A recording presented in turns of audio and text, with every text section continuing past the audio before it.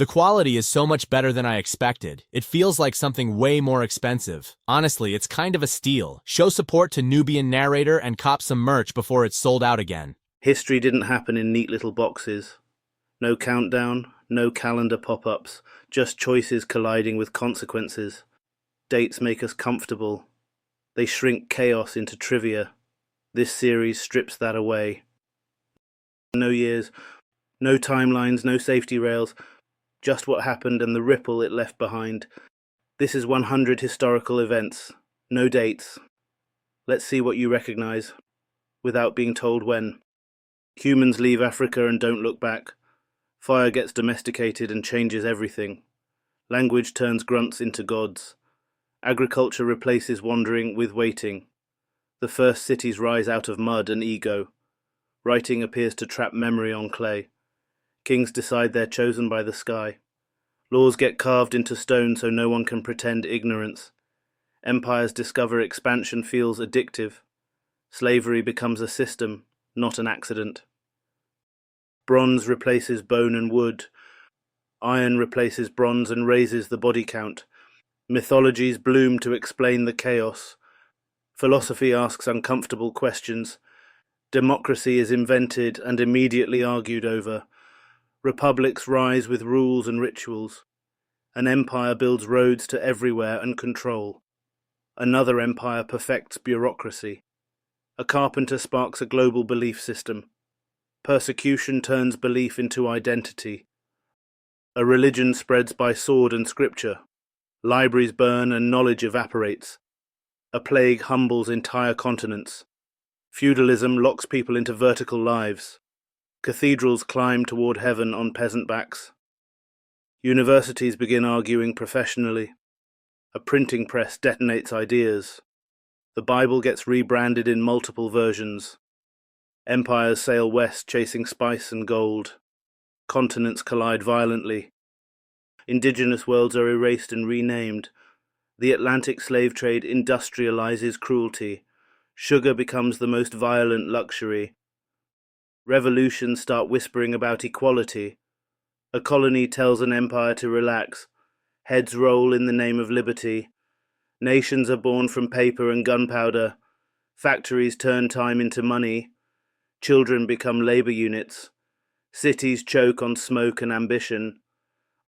Ideologies promise fairness through force. Nationalism weaponizes identity.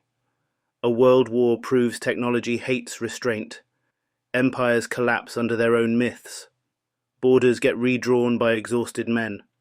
Another war breaks out louder than the first. Genocide becomes industrial. Nuclear weapons end arguments instantly. The world divides into ideological teams. Spies replace soldiers in many fights. Colonies demand their names back. Civil rights movements refuse patience. Assassinations shock collective innocence. Television becomes the new campfire. Revolutions broadcast themselves live. Space stops being metaphorical. The moon gets footprints and flags. Computers shrink and multiply. The internet quietly rewires humanity.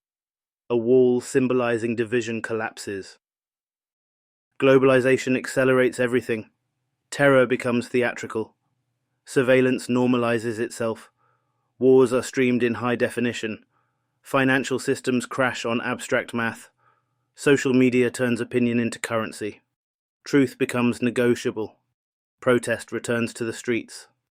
Whistleblowers leak the empire's secrets. Climate change stops being theoretical. Pandemics remind humans they're biological. Lockdowns freeze modern life. Science races itself for survival. AI starts finishing human sentences. Deepfakes blur reality further. Democracies wobble under disinformation. Billionaires launch themselves into space. Workers question the point of work. Borders harden again. Identity becomes political ammunition. Notice what just happened. You didn't get dates. You didn't get timelines. You didn't get the comfort of distance.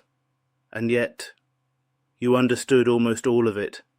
Because history stripped of its timestamps stops looking like the past and starts looking like a pattern. It stops being back then and starts being human nature in motion.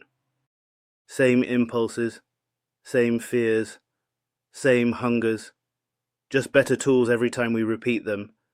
People say we're more advanced now. But remove the dates and what do you see? Empires still expand, power still centralizes, truth still gets managed, fear still gets weaponized. We still build systems that serve a few and call it stability.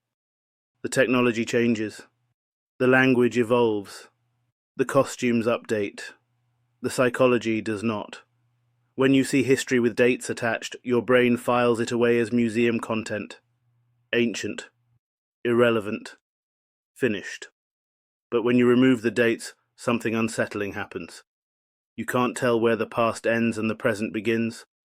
A plague humbles continents. A financial system collapses. Truth becomes negotiable. Surveillance normalizes itself.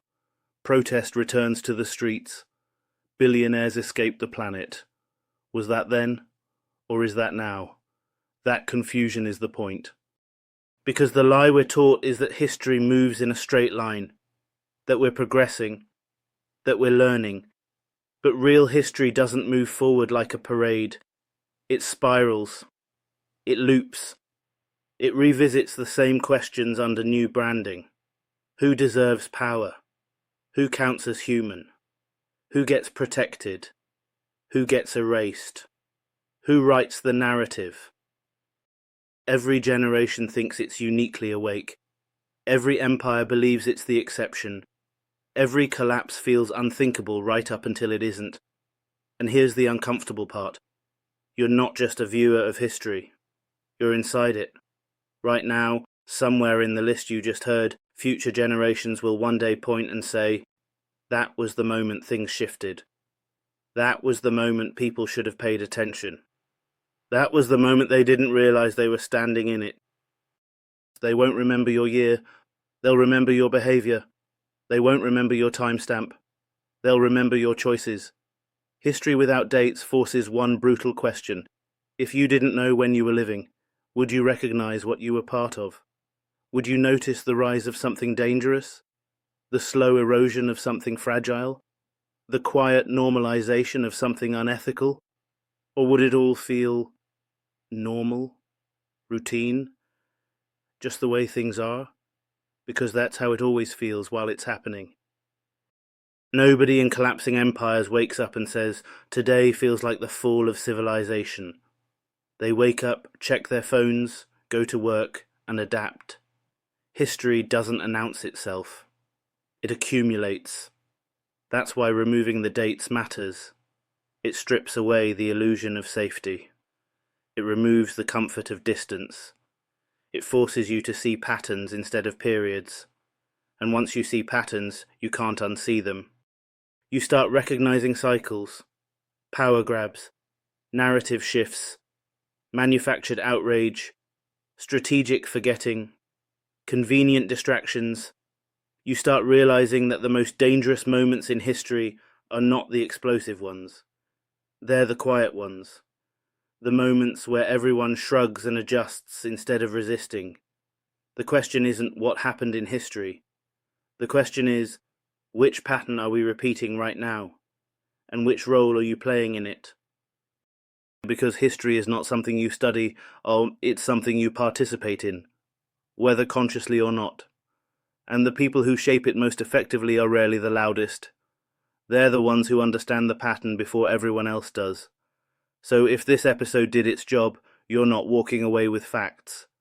You're walking away with a lens, a way of seeing, a way of noticing, a refusal to be comforted by timelines. Because once you stop seeing history as dates, you start seeing it as behaviour. And once you see behaviour, you start spotting it everywhere. That's the real lesson. Not remember these events, but recognize the pattern while you're still inside it.